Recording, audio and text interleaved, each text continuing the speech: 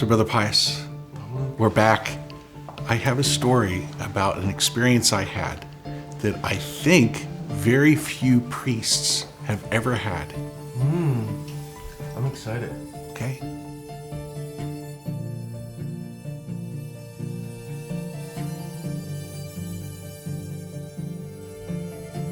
Hi everybody, welcome back to Franciscan Fridays at the Shrine. I'm Brother Pius, here with Father Luke. We're coming back to you from the National Blue Army Shrine of Our Lady of Fatima here in the hallowed hills of Warren County, New Jersey. If you're enjoying this content, please like, subscribe, tell your friends. Comments are welcome, whether they're kind or not. A billboard in Manhattan, if you want to, whatever you want to do. But we especially want to invite you to enter into the mission of the Blue Army. That's certainly our effort here. And with that, Father Luke. Brother Pius, are you ready? I am ready. So this is coming out on the first Friday of December. And the very next day, so many people will be seeing this in and around the first Saturday. Yeah. And we are inaugurating our new program for the year, the first Saturday, Fatima First Saturday Devotion with our virtual pilgrimage. And that's at bluearmy.com. Yeah. By the way. And I wonder how many times will we say that phrase this year? Like we have this, these beautiful videos that were filmed on location. And as far as we can, trying to create the experience of when you're on pilgrimage and you literally visit these places, you tap into the grace of that place. And especially with Fatima, where Mother Mary and the child Jesus appeared to Sister Lucia. This is December 10th, 1925. We're hitting the 100th year anniversary of that apparition where the first Saturday devotion was requested. And that little convent, who's now a little chapel in Pontevedra, Spain, has been granted an extraordinary Marian Jubilee Year. And now the Vatican has offered it to our shrine here in New Jersey as well. It's amazing. We're calling it Jubilee 2.0. Right. Keep up the posters. So for the next year, December 10th to December 10th, coming and visiting and praying here, you can gain the indulgences of a Jubilee. Yeah. And so, bro, here's the thing. So we're often talking and praying, like we're often talking and praying about the message of Fatima, the spirituality, the first Saturday. And we're always looking for ways, like how can we understand on a better level, like what is this devotion for the first Saturday and how is it helpful for us? For sure. And so I have this story, something that happened to me, which I think very few priests have ever experienced. Are there any priests watching out there? Let us know in the comments. And I was thinking about it in terms of the first Saturday devotion. So obviously one of the effects of the first Saturday devotion is to help us to pray better. You had said this devotion isn't something like magical, like do this, do that, and abracadabra or whatever. It's, there's a real sacramental theology behind how we can have a greater disposition and openness to the graces of the sacrament and help us to go deeper. Do we get more of Jesus or does he get more of us? Both. And so, bro, I had this experience where our sisters had opened a new convent and they had friends and, renovating and getting it all ready there. That's in Harlem, New York City. And they had their chapel ready, and yet they had no Jesus in the Blessed Sacrament. There had not been Mass in there yet. And so they invited me to be the first priest to say Mass there. And I felt so honored, and I was really surprised. I guess I wasn't thinking about it. So I get there in the morning and, visiting the sisters. The sisters are really wonderful. People talk about the friars, but the sisters they're just amazing. And so I get into this chapel and there's no sanctuary candle lit and the tabernacle door is open. The tabernacle's empty, kind of like maybe what you would see on, like, let's say a Good Friday, Holy Saturday. And, so it just struck me. We call like maybe an absence, where you're used to seeing the candle lit and the doors of the tabernacle shut, indicating that the true presence is there of Jesus. Yeah. So then I go and I get vested in the sacristy. I come out for Mass, and I was just aware that there was something a little extra special at this Mass. Maybe the intentionality, the fervor, what to me appeared to be a deep kind of desire and longing for the sisters. And of course, the Mass continues, and then there's the moment of consecration, and now Jesus is truly present there. And when the sisters in their prayer, they're singing, I was just so moved and edified by just how focused and open, and you could feel it. It was palpable. Yeah. And of course, after communion, the priest will place the ciboria with the consecrated hosts and a little luna with the host for Eucharistic adoration in the tabernacle. So I had the honor of placing Jesus in the tabernacle, which I do at every Mass, but this is very different now because he'd not been there yet. Yeah. And then shutting the door of the tabernacle, and then the gift of lighting the sanctuary candle. And now he's there.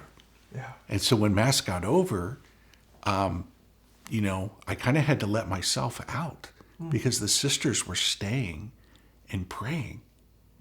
Again, just like evidence of like just a greater thanksgiving that Jesus is now there or whatever. And that was years ago. And like to this day, that candle is still lit, that tabernacle still is filled with the divine presence. Wow. And I was thinking of that when, kind of asking the Lord, like, help us to understand the first Saturday devotion a little better, that practice of getting to confession. So you're making an extra effort to get your soul clean and ready to receive our Lord. And then you have the Rosary and the 15 minutes of meditation with Mother Mary. And just as she received him in her womb as the first tabernacle at the Annunciation, I wonder if the graces of this devotion help us to be a little more fervent, a little more desirous, and then afterwards the thanksgiving. We're receiving that communion with the intention of making reparation for the blasphemies against the Immaculate Heart. So bring it home. What are your thoughts? I did all the talking there. So sorry. Your turn. My turn. Pass the ball. Yeah. As you were talking, Father, I was just so. The first Saturday devotion, we talk about it a lot. And I think a lot of the pieces that we're really cognizant of are praying the Rosary, getting to confession, receiving Holy Communion with the intention of making reparation. But one of my favorite pieces of this devotion is keeping Our Lady company. Like that she asked us to keep her company. It's reminiscent to me of what Our Lady said to Saint Bernadette. Like, would you do me the honor of coming back here?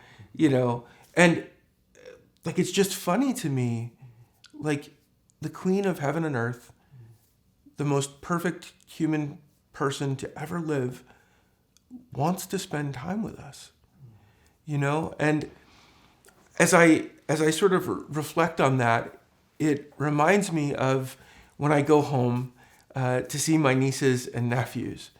And each of them has had this quality that I remember all the way back to my youngest niece, Natalia, or my oldest niece, Natalia. They love it when I tell them stories. And so she would come up to me and she would, like I would be sitting on the couch, she would come up to me, she would grab my hand and start kind of like, stroking my hand with her thumb and saying, tell me a story. And it didn't matter what it was about or how silly it was.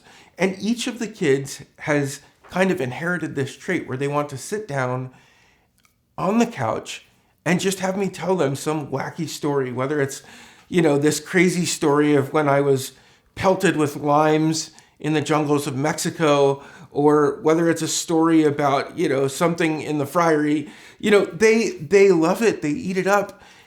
And the thing that it taught me is this childlike disposition where all that matters is that we're spending time together. And I wonder whether we kind of say to Our Lady in that 15 minutes, tell me a story about Jesus. Tell me a story.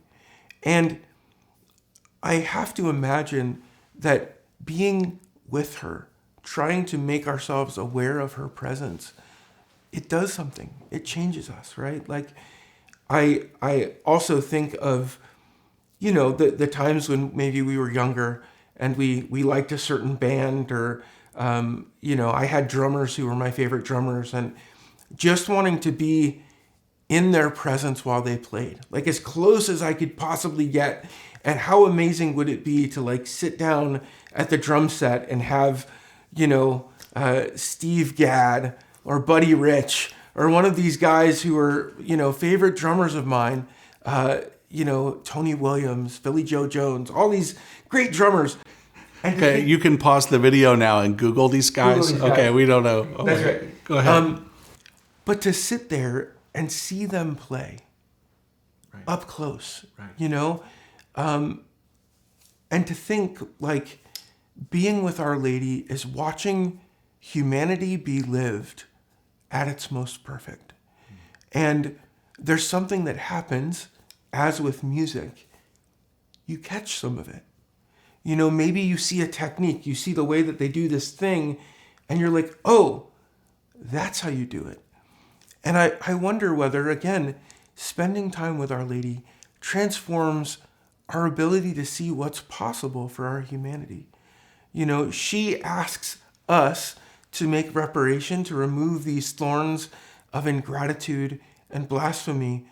But really, like any good mother, she knows it's probably best for us to be doing this, and that it's to our benefit that we're spending time with her. And so that's my encouragement for everybody as we approach this anniversary of this request, to really come with a heart that's childlike, that's, trying to cultivate the sort of innocence that says, maybe I don't know how to do this. Show me, Mama. Show me how to live. Show me these mysteries. Tell me a story about Jesus and help me to live it. Okay. Beautiful. So there'll be, stay tuned. There'll be more this whole coming year. So again, we thank everybody for listening or watching. You want to subscribe, give a thumbs up, leave a comment for the algorithm, share it with your family and friends. Whether you can get to the first Saturday at your parish or coming to the shrine if you're anywhere near here, there's the first Saturday virtual pilgrimage. Again, bluearmyshrine.com or bluearmy.com. And we'll see you next Friday. God bless you. Okay.